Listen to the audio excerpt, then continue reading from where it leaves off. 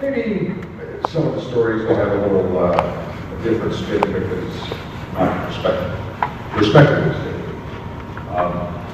I met Bob at Channel 3. I'm Jeff Maynor. I did the news at Channel 8 in the 70s, and then Channel 5 in the 80s, and then in the 90s and up till 2011, anchored weekend morning news at Channel 3. And that's where I met Bob. Bob would come to us as an engineer, and he came into the newsroom, which is the size of an airplane hangar one day, and on weekends there's 3 or 4 people there, and it's kind of empty. Came over, introduced himself, said hi, and we got to know each other, and we became friends. And that's kind of rare, because I was thinking about that. I can't think of another engineer friend that I have for 47 years in broadcasting.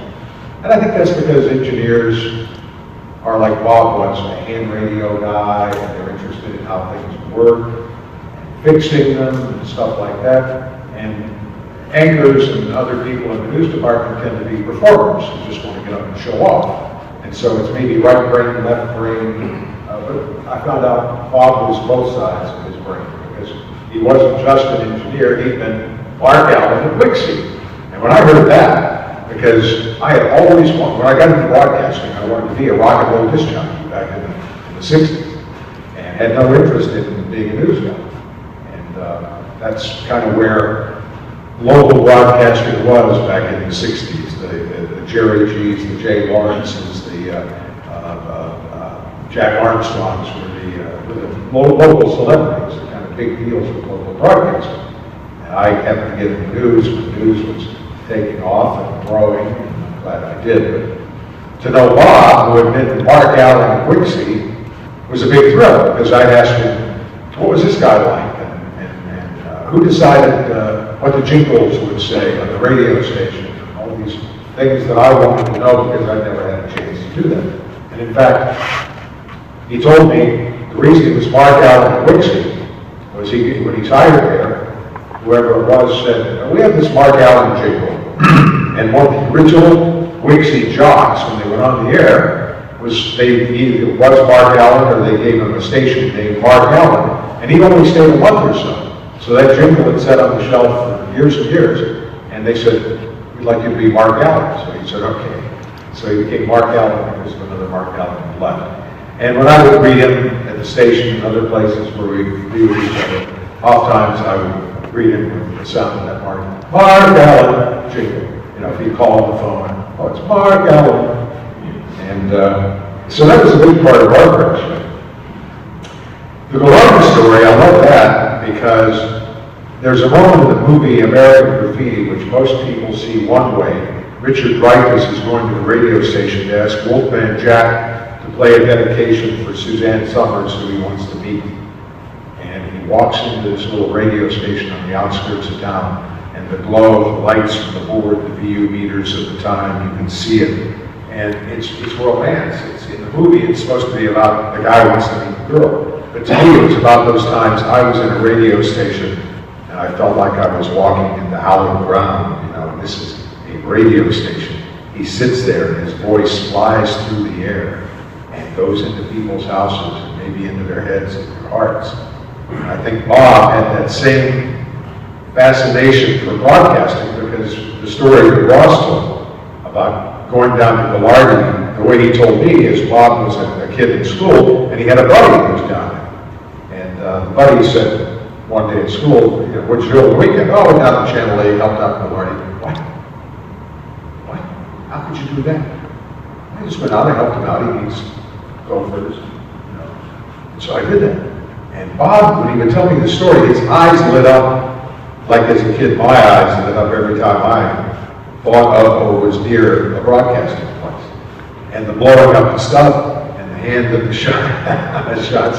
I don't remember, that was a big part of Ernie Anderson's thing, blowing things up. I remember watching once a little kid in Eulogy had sent him a popsicle stick fort made of thousands of popsicle sticks. And Ernie saying, hey, good work, kid, way to go. You know?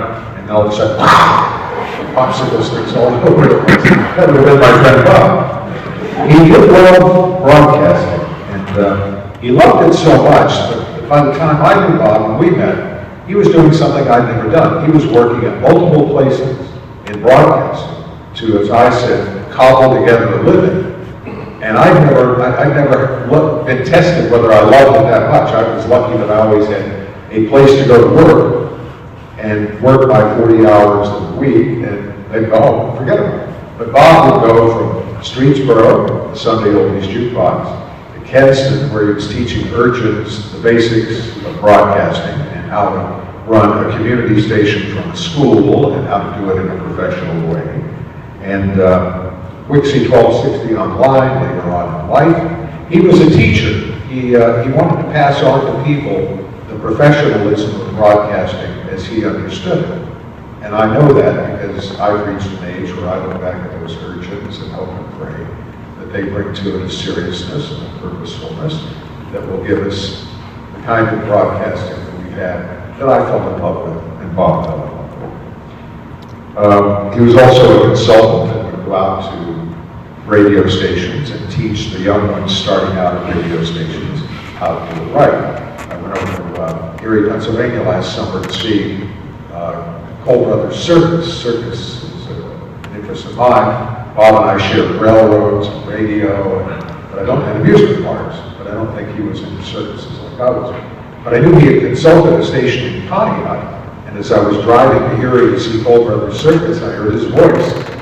You know, maybe years ago, they were still using that great voice and that great delivery recorded as part of the image of their station. We got together at the IX Center. It's called Piston and something. I call it the Hot Rod Show. It used to be Autorama, where they had the custom cars and the hot rods. And Wixie 1260 Online was doing shows out there. And I went out with the inducement that I would get a chance to do a show with Bob. And so we did. For about an hour, we were on the air together, like I said, as a radio team.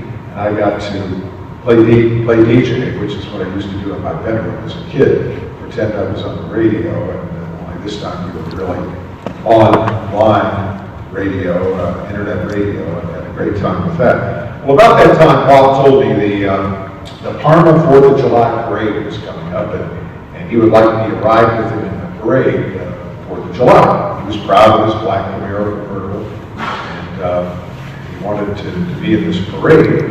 And I 20 or 30 years ago, I had enough parades.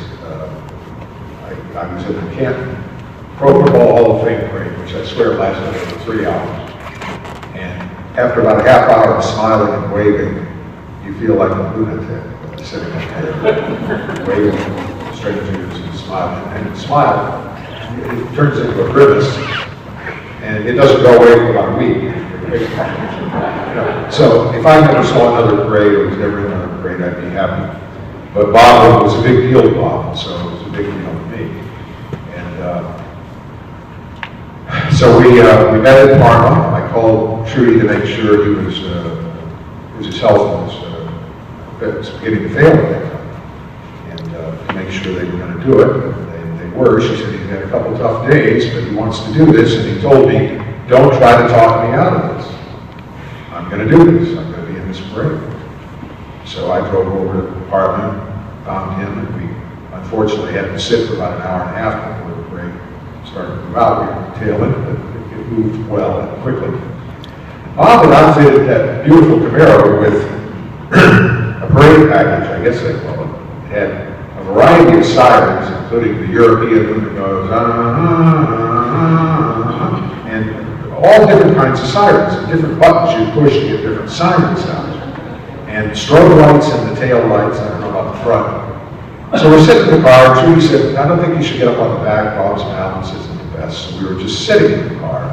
And as we pulled out, I thought, well, I can sort of lean on the side of the car, and I can push these buttons for Bob to make the siren sounds. And there was a microphone. Like Ross said, get Bob near a microphone, and he would be right there. Me too. So I picked up the microphone, and I would say, "Hey, welcome, happy 4th of July, Wixie 1260 Online, I'm Jeff Maynor. It's my friend Mark Allen from Wixie 1260, one of the original Supermen, and people would applaud, and he would wave and smile." And so we had a great time at a parade that, were it not for Bob, I would have been unhappy to be there. So it was a beautiful beautiful day. Bob was very blessed. I got to, toward the end of his life, be around the times where I saw the wonderful loving care he got from the love of his wife, Trudy. And I admired that and loved her for the way she cared for my friend.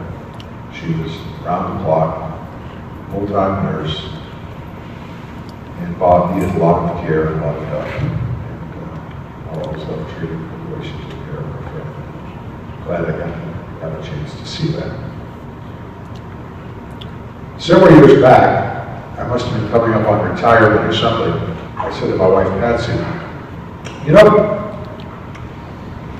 I think, I must have been contemplating my own mortality. I said, I think if after I die, if somebody says he was a good man, that's all I know. You know, nobody would say he was the best news guy or he was this or that. If somebody says he was a good man, that's it. So